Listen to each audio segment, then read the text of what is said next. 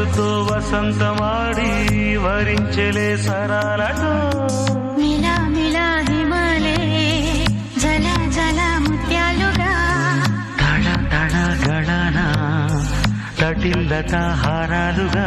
చేతులు తాకిన కొండలకి చలనము వచ్చెనులే ముందుకు సాగిన ముచ్చటలో మూవను పలికెనులే ఒక స్వర్గం తల వంచి ఇలా చేరే క్షణాలలో అందాలలో అహో మహోదయం భూలోకమే